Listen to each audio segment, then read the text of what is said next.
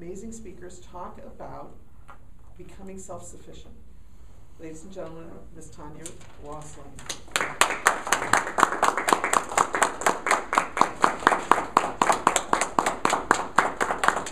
Thank you.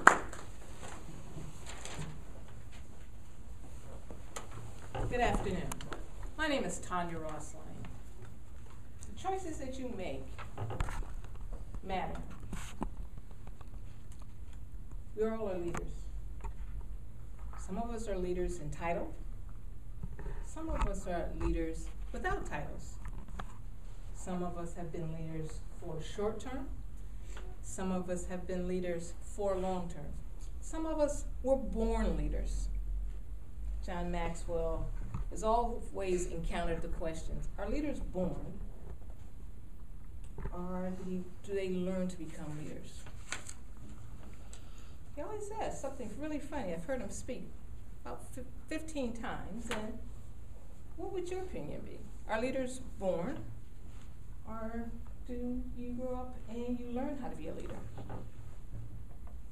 Any comments? Learn. I'd say learn. Learn? Let's take a vote. This is a democracy. How many people think leaders are born?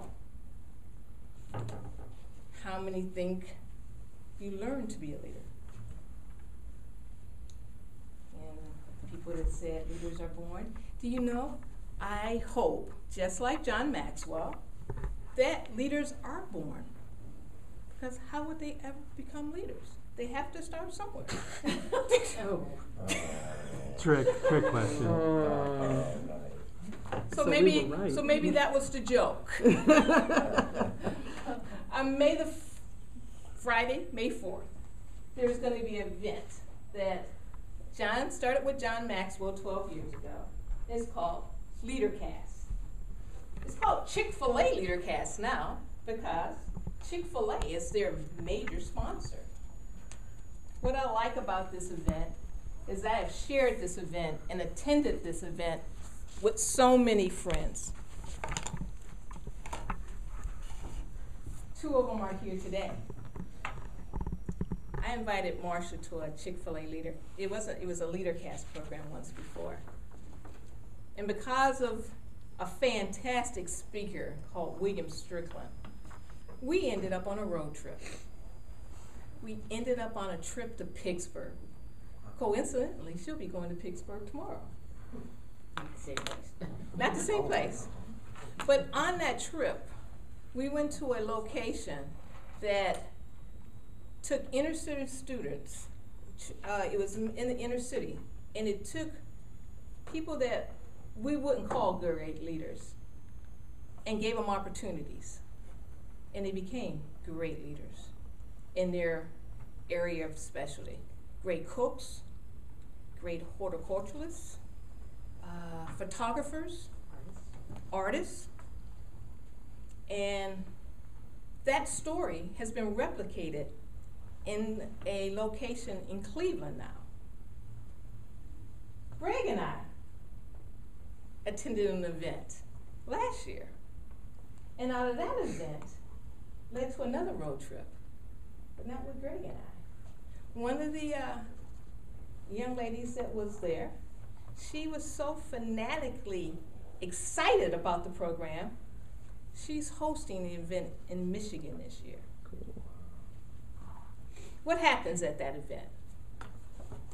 You get to see 10 speakers, all prolific writers. And yes, Greg, this is one of my favorites. John Patrick Lencioni. He writes leadership fables. How many of you have gone to meetings and you would love to have read this first? Death by meetings. He shows leadership principles on how not to have your meetings kill you. 4 sessions of an extraordinary executive. Another leadership fable. And he shows how even executives question their leadership ability. I wish I could give this to every politician that I know and every educator that I know. This one, silos, politics, and turf wars. A leadership fable about destroying the barriers that turn colleagues into competitors. A great book again. Pat Lencioni is my favorite. One day I want to be him, but I'm not going to get naked and be unashamed.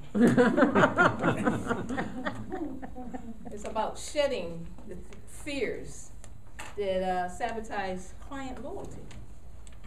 Here's a new book out that I can't wait to sit down at Portage Lakes Career Center. Hopefully we won't have any technology problems, because this is a high-tech, high-touch, and high-teach event. And just hear him talk about his new book, The Advantage.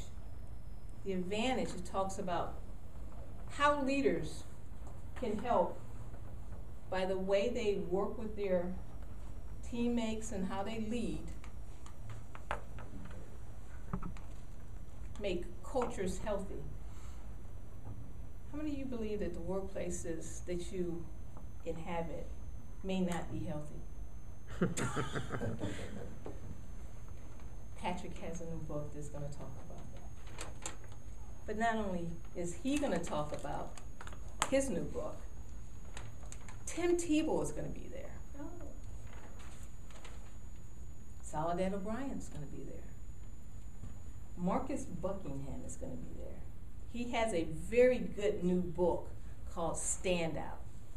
It takes what are the two themes in your life that make you stand out. Mine, I'm a pioneer and I'm a catalyst. So I like to be disruptive, but I like to live on the edge. John Maxwell.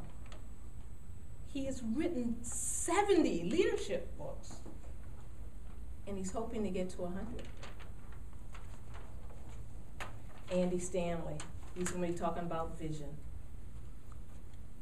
And if you're going to be a great leader, one of the simplest tools that I can get you to understand if you're a good leader or not is that if you think you're leading, you're walking. You don't have to take an hour and a half more like Marsha did this morning. But if you're leading in your organization and you turn around and no one's following you, you're not leading. You're out taking a stroll. So one of the things, leaders are readers. Leaders continue to grow. Leaders help other people grow. I ask that you consider coming to the May 4th event. There's several different locations in Northeast Ohio for a one-day leadership event with good food. Again, high tech, high touch, and high teach. Tanya Rossline.